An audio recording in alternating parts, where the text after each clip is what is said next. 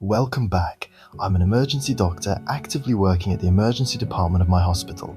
In this Doctor's Corner series, we'll dive into lesser-known approaches and hidden strategies to help the people with critical illnesses.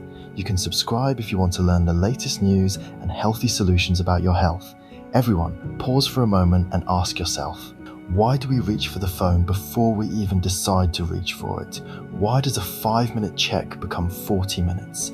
Why can one notification feel more urgent than sleep, study, prayer, exercise, conversation, or even peace? Do not answer too quickly.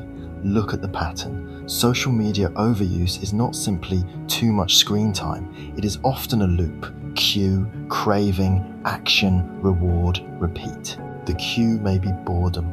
It may be loneliness. It may be stress. It may be the tiny red number on the screen. The action is opening the app. The reward is a like, a message, a short video, a sense of being seen. Then the brain learns, when I feel uncomfortable, go there.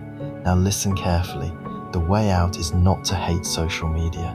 Do not make the enemy bigger than it is. The stronger approach is to become the kind of person who keeps improving the way they live, think, recover, and choose.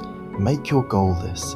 Be a little better at attention today than yesterday, a little better at self-control this week than last week, a little better at protecting your mind before the world enters it. Why can this work? Because the research does not only warn us about social media, it points to a more precise truth. The World Health Organization reported that problematic social media behavior among adolescents in its European region survey rose from 7% in 2018 to 11% in 2022, and described it as involving difficulty controlling use, withdrawal-like feelings, neglect of other activities, and negative consequences in daily life.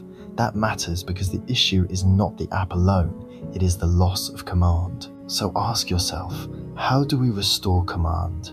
Not through shame, not through dramatic promises, not through deleting everything for one day and collapsing the next.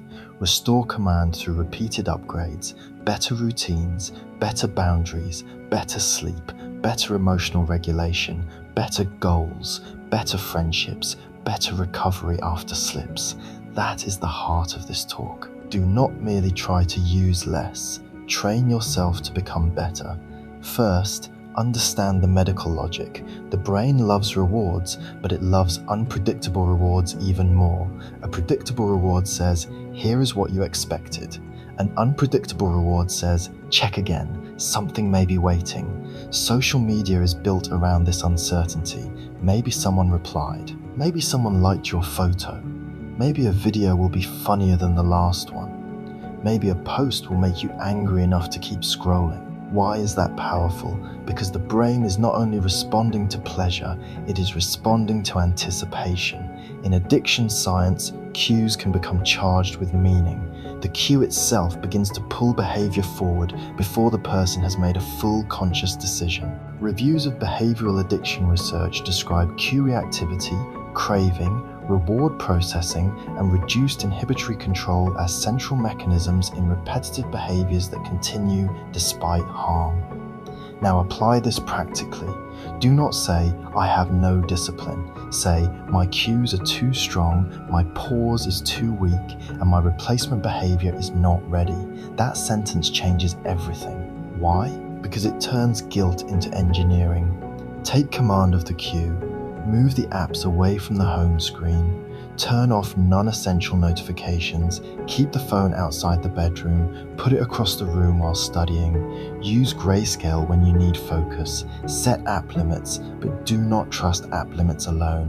Why? Because a limit without a plan is just a locked door with the key still in your hand. Now ask, how do I become better when the urge comes? Use a 3-step command. Stop, name, redirect. Stop for 10 seconds. Name the state. I am bored. I am anxious. I want validation. I am avoiding work. I feel left out. Then redirect immediately. Stand up, drink water, write 1 sentence, walk for 2 minutes, message a real friend, return to the task for 5 minutes. Do this repeatedly. Do not wait until you feel strong. Strength often arrives after the behavior, not before it. Second, improve the identity, not just the schedule. If someone says, I am addicted, I am weak, I always fail, the mind rehearses defeat. Instead, command the identity. I am training attention. I am learning self-control. I am becoming harder to manipulate. I recover faster now. Why does this matter? Because self-improvement gives the brain a competing reward. Social media offers quick approval. Growth offers earned satisfaction. Social media offers instant stimulation. Growth offers self-respect. Social media asks, who noticed me? Growth asks, who am I becoming? A 2024 systematic review with meta-analysis in the Journal of Affective Disorders examined 182 studies with more than 1 million participants in the review and found that problematic social media use was associated with depression, anxiety, sleep problems, and lower well-being. Notice the distinction. Simple use showed weaker associations, while problematic use carried the heavier signal. So do not demonize connection. Target the pattern that steals freedom. Ask yourself, how do I know whether my use is becoming harmful? Use 4 questions. Can I stop when I plan to stop? Do I use it to escape emotions I refuse to face? Is it damaging sleep, study, work, faith, exercise, or relationships? Do I feel worse afterward but still return automatically? If the answer is yes, do not panic. Act. Write down your top 3 trigger times: morning, late night, before work, after school, during meals, while anxious, while lonely. Then create a replacement for each. Make it specific. Do not say, I will use my phone less. Say, after waking, I will not touch my phone for 20 minutes. I will wash, drink water, and read or plan the day. Do not say, I will stop scrolling at night. Say, at 10 p.m., the phone charges outside the bed area. I use an alarm clock if needed. Do not say, I will be productive. Say, when I feel the urge to open the app during work, I will take 1 breath, write the next tiny task, and work for 5 minutes. Why this detail? Because the brain follows instructions better than wishes. Third, use self-regulation tools, but use them with maturity. A recent randomized controlled trial of a customizable intervention app for social media self-regulation emphasized autonomy, user-defined targets, and behavior change nudges rather than one-size-fits-all blocking. The important lesson is not that an app will save you. The lesson is that personalized friction, feedback, and choice can support control when they match the person's real triggers. So give yourself friction. Make the harmful path slower and the healthy path easier. Log out of the most tempting app. Remove saved passwords. Set your phone to require an extra step. Keep books, notebooks, gym shoes, water, and real tasks visible. Why? Because behavior often follows the easiest available route. But be careful. Do not turn self-improvement into another addiction. Do not replace endless scrolling with endless planning. Do not watch 50 videos about discipline while avoiding 1 act of discipline. Command yourself gently. Do 1 better thing now. Fourth, treat sleep as medicine. Social media overuse at night is not harmless entertainment. It can become a quiet thief of emotional stability. The WHO report linked problematic use with less sleep and later bedtimes, and the 2024 meta-analysis found problematic use associated with sleep problems. Ask, why does sleep matter so much? Because the tired brain is a vulnerable brain. When sleep is reduced, impulse control weakens, emotional reactivity rises, cravings feel louder, and tomorrow's decisions become harder. So protect the last hour of the day. Make a commandment for your nervous system. No emotional scrolling in bed. Do not negotiate with the version of yourself that appears at midnight. That version wants comfort, not wisdom. Create a closing ritual. Dim the lights. Put the phone away. Write 3 lines. What drained me, what helped me, what I will do better tomorrow. This is not dramatic. It is powerful because it repeats. And repeated recovery is how self-control becomes less fragile. Fifth, improve your emotional life offline. Many people do not crave the app. They crave relief. They crave company. They crave proof that they matter. They crave a place to put anxiety. So ask, what feeling am I asking social media to manage for me? If it is loneliness, schedule real contact. If it is stress, practice breathing, walking, therapy, prayer, journaling, or exercise. If it is insecurity, reduce comparison exposure and build mastery. If it is boredom, learn to tolerate empty space. Do not rush to fill every silence. Silence is where the mind detoxifies from constant stimulation. And listen closely, boredom is not an emergency. It is a doorway. When you stop feeding the mind constant novelty, something hidden begins to return. Attention, imagination, memory, patience. At first, it may feel uncomfortable. Stay there. Let the mind settle. Tell yourself, this discomfort is not danger. This is withdrawal from overstimulation. I can remain. Sixth, use the 1% better rule, but make it clinical, not cute. Measure progress in behaviors, not moods. Do not ask only, do I feel free? Ask, did I delay the first check today? Did I stop once when I planned to stop? Did I protect sleep? Did I recover after a slip without giving up? Did I choose one real-life action over one digital impulse? Why measure like this? Because the brain respects evidence. Each small win becomes proof. Each proof updates identity. Each identity update changes future behavior. Self-regulation research across health behaviors repeatedly points toward goal setting, self-monitoring, planning, prompts, and feedback as useful components of behavior change.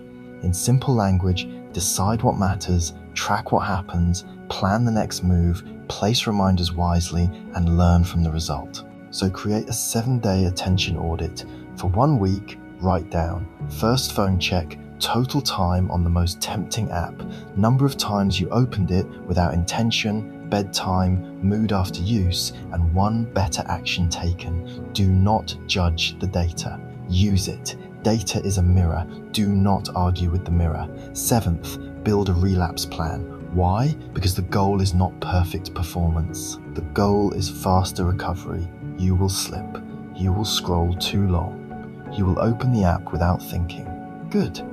That is the training ground. When you slip, do not say, I failed. Say, what was the cue? Was it fatigue? Conflict?